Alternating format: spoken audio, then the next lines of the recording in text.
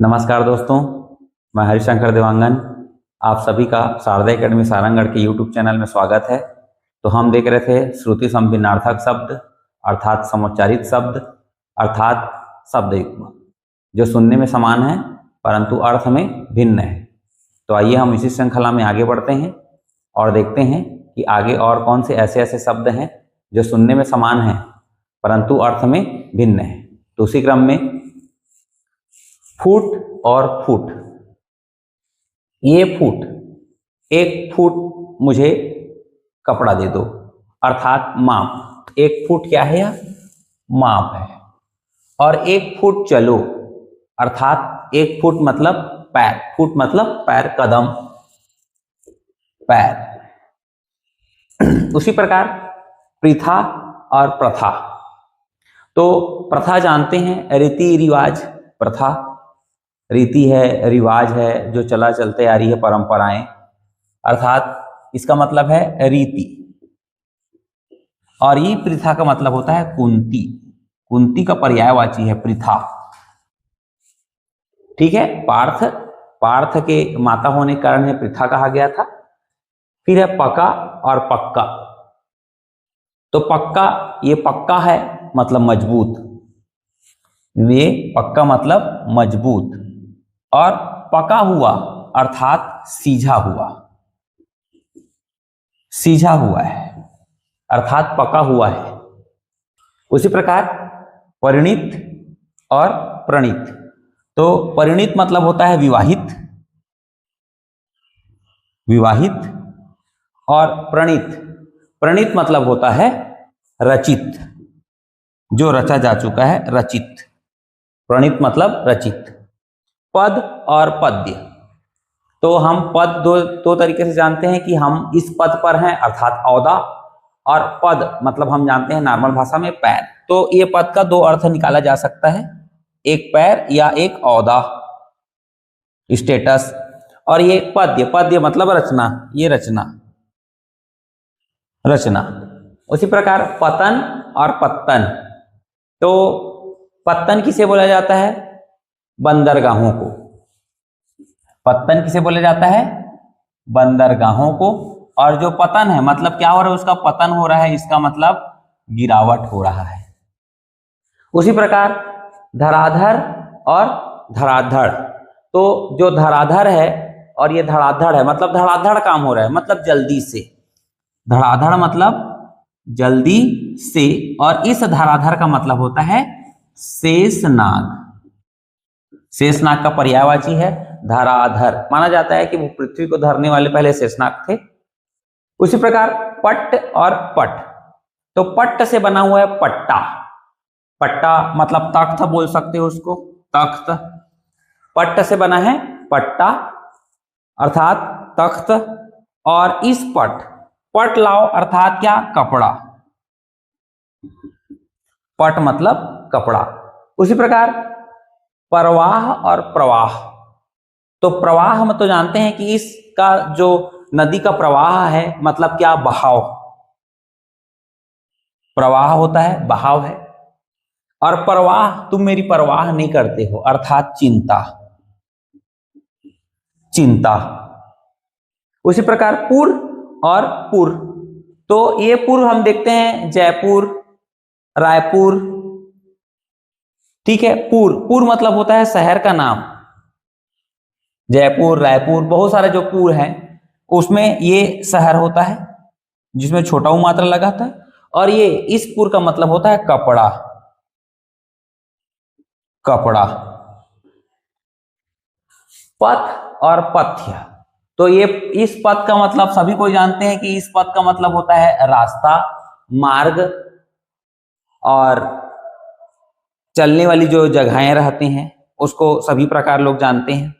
और एक और पथ्य जो होता है, उस पथ्य का मतलब होता है जो रोगी का जो भोजन होता है उसे बोला जाता है पथ्य, रोगी का भोजन।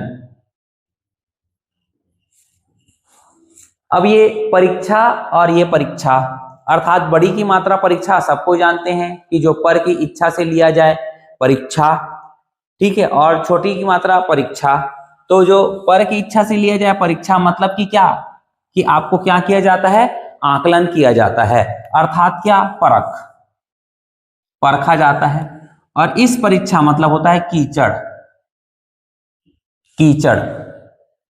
उसी प्रकार बात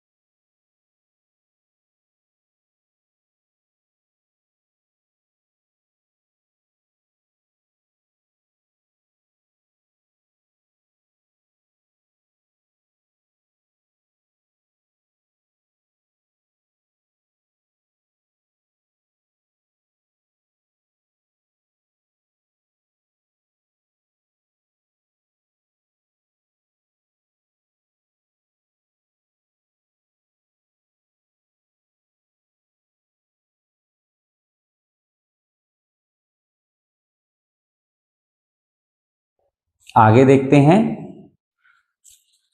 ब्याज और ब्याज। तो ब्याज जानते हैं, मूलधन के ऊपर जो ब्याज मिलता है वह ब्याज है, अर्थात इसको बोला जाता है सूद। सूद समेत मैं वसूलूंगा, अर्थात ब्याज। और इस ब्याज का मतलब होता है बहाना। उसी प्रकार बाजी और वाजी। तो बाजी लगाना, बाजी लगाना मतलब क्या, दाव लगाना, दाव। और वाजी घोड़े का पर्यायवाची है, घोड़ा, घोड़ा। वाजी मतलब घोड़ा। उसी प्रकार बाण और बाण। तो जो बाण है, बाण सभी को जानते हैं, बाण मतलब तीर, और जो बाण है, बाण मतलब आदत, बाण मतलब आदत। लत, बदन और वदन। तो बदन मतलब सबको जानते हैं, बदन मतलब होता है शरीर, शरीर। और वदन, वदन मतलब होता है मुख, मुंह से बोलना, मुख, मुख। उसी प्रकार बलि और बलि, ये देखो छोटा की मात्रा है, अर्थात इस बलि का मतलब बलिदान होगा, बलिदान। और देखो इसमें बड़ी की मात्रा है बलि, बलि मतलब बजरंग बली, अर्थात कौन, जो बहुत ज्यादा ताकतवर हो, अर्थात वीर या बलवान, वीर या बलवान, बलि का मतलब। उसी प्रकार बंदी और वंदी।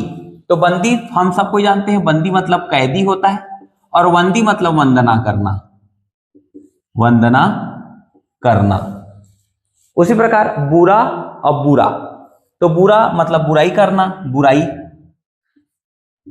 और ये बुरा शक्कर से संबंधित वर्ड होते हैं, ये शक्कर से संबंधित, शक्कर से संबंधित।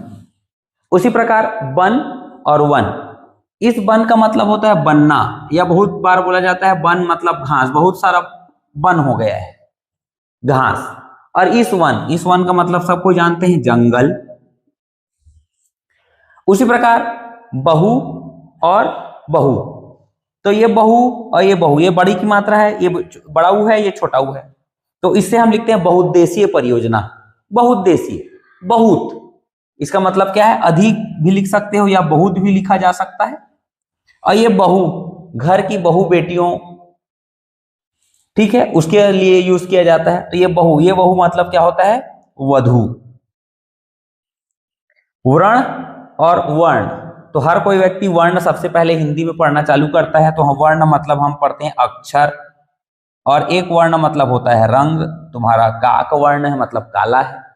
और इस वर्ण मतलब होता है घाव, वर्ण मतलब घाव, और वर्ण मतलब अक्षर या रंग। वारिस और वारिस। तो ये वारिस मतलब क्या, हमारा वारिस है, अर्थात उत्तराधिकारी, उत्तराधिकारी। और ये वारिस मतलब समुद्र, वारी मतलब जल है, वारिस मतलब समुद्र। बीच और बीज। तो ये बीच मतलब हर कोई व्यक्ति जानता है, बीच में मतलब मध्य में। और ये बीज मतलब दाना, दाना। उसी प्रकार हुति और हुति, देखिए छोटा ऊ है, ये बड़ा ऊ है, तो ये हुति मतलब आहुति देना अर्थात यज्ञ। आहुति देना तो किसमें आहुति देते हो? यज्ञ में। और इसका आहूत करना तो बड़ा ऊ होता है। आहूत करना मतलब पुकारना या बुलाना, पुकारना या बुलाना। उसी प्रकार भित्ति और भीति, तो बायोलॉजी में ज्यादातर हम कोशिका भित्ति की बात करते हैं। भित्ति मतलब होता है दीवार, और भीति, भीति मतलब होता है भीत, भीत या मतलब डर, डर गया, भीत गया, भीति। मोर और मोर, तो हमारे सर में मोर सजा दो अर्थात मुकुट सजा दो, मुकुट सजा दो। और मोर मतलब मयूर, एक प्रकार का पक्षी। क्या है ये? पक्षी है। इस प्रकार आज हमने 30 समश्रुति भिन्नार्थक शब्दों के अर्थ देखे हैं। आगे और भी हम समश्रुति भिन्नार्थक शब्द देखेंगे। अगर आप सभी को वीडियो पसंद आया होगा तो वीडियो को लाइक कीजिए, शेयर कीजिए और चैनल को सब्सक्राइब कीजिए। धन्यवाद।